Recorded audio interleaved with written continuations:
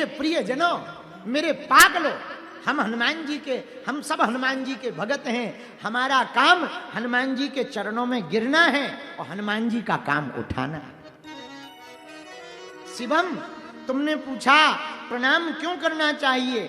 ठटरी के बरे इसलिए करना चाहिए कि हमारा काम गिरना है और हमारे गुरु का काम उठाना है। भक्त का काम भगवान के चरणों में गिरना है और भगवान का काम क्या है? बोलो बोलो बोलो, जोर से बोलो। जब हनुमान जी लंका से वापस आए, हमें याद आ गई उठाने पे बात, तो पूरी कर दें फिर चरित्र शुरू करेंगे। हनुमान जी लंका से वापस आए तो राम जी के चरणों में गिर गए, बहुत देर तक पड़े रहे। राम जी वाले भाई उठो उठो उठो उठो उठो, हनुमान जी नहीं उठे। तो किसी ने कहा कि आप उठ क्यों नहीं रहे? हनुमान जी बोले हमारा काम ही है गिरना, हम सेवक हैं, ये स्वामी हैं, सेवक का काम गिरना है, स्वामी का काम उठाना है। अब जब तक प्रभु उठाएंगे नहीं तब तक हम उठेंगे नहीं। दूसरी बात, उन्हें हनुमान जी को तो पता था कि राम जी महिमा मंडन करेंगे, तो कहीं अभिमान ना आ जाए। जरा हनुमान जी से सीखना। हम लोग कोई छोटा काम कर देते हैं तो फोटो खिंचाए बिना नहीं रहते, और पेपर में तो न्यूज छपो ही चाहिए। और कोई बगल में खड़ा हो जाए, हटो तुम थोड़ी गए थे लंका। यदि हनुमान जी की जगह यदि कोई चेन्नई का आदमी लंका गया होता तो ऐसा ही होता। तुम थोड़ी गए थे, हम गए थे। पर धन्य है हनुमान जी, कितनी विनम्रता। हनुमान जी चरणों में गिर गए, और चरणों में गिरे तो उन्हें पता था कि राम जी महिमा मंडन करेंगे, महिमा मंडन करेंगे तो कहीं अभिमान ना आ जाए, इसलिए प्रभु के चरणों में पड़े रहे।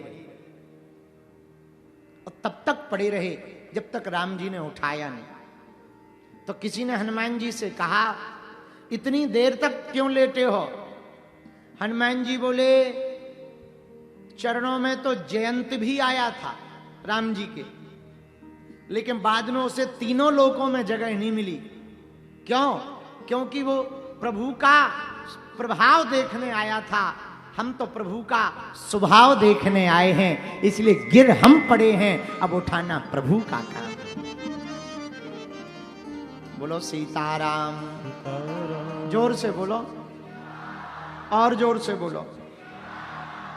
तो भैया यदि हम लोग विनम्रता पूर्वक भगवान के चरणों में गिरेंगे तो भगवान हम लोगों को उठाएंगे।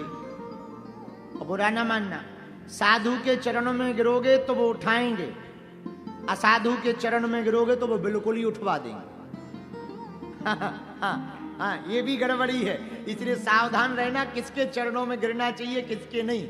दुनिया वालों के चरणों में गिरोगे और ज्यादा देर तक पड़े रहोगे तो वो तुम्हारी पीठ को अपनी सीढ़ी बना लेंगे। हाँ, जगत वालों के चरणों में गिरोगे तो वो तुम्हारी पीठ को अपनी सीढ़ी बना लेंगे, लेकिन किसी साधु की चरण शरण में गिरोगे और वो वास्तविक साधु होगा तो वो तुमको गिरे हुए को उठा लेंगे।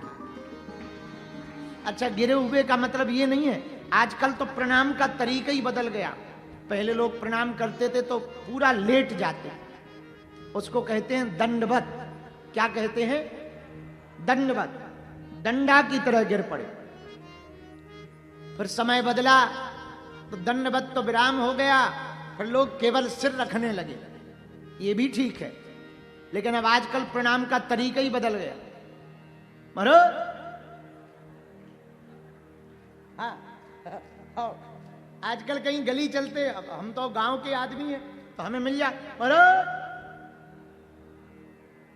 चरण छूता ही नहीं, घुटना में ही काम चला ले। हाँ, घुटना में ही काम चला लेते। और एक चेला तो हमारा इतना खतरनाक है, एक हमारा चेला है, हमारे गांव में रहता, वो दूर से ही हाथ जोड़ के कहता गुरुजी मानसिक प्रणाम स्वीकार हो। हम भी उसके ही गुरु हैं तो हम भी दोनों हाथ उठा के कह देते चेला मानसिक आशीर्वाद पहुंच गया है, अब तुम मानसिक प्रणाम करो। तो हम तुम्हें सिर पे हाथ थोड़ी धरे, यथा चेला तथा गुरु। तो आजकल प्रणाम के तरीके बदल गए। आजकल प्रणाम, हाँ, अब आजकल ये भी प्रणाम कम होगा। अब एक नाव चलो, हम एक अमीर के घर में बैठे थे, अमीर नहीं थे तो साधारण ही, लेकिन वो ऊंचे वाले अमीर थे, भेजा वाले। तो उनके घर पे बैठे थे, उनके बच्चे बहू आए अंग्रेजी पढ़ के, बोले गुरुजी ये बच्चे हैं। तो उन्होंने कहा प्रणाम करो गुरुजी। हम कहे ये क्या चल रहा है, मरियम माता बने हुए ये क्या है? तो बाद में पता लगा ये अंग्रेजी प्रणाम है। अरे हम कहा तुम्हारी जय हो, ऐसे प्रणाम की ठटरी भरे। का प्रणाम का मतलब है मस्तक को, सिर को गुरु के चरणों में, महापुरुष के चरणों में, माता पिता के चरणों में रख देना, अपने अभिमान को अपने से बड़ों के चरणों में रख देना।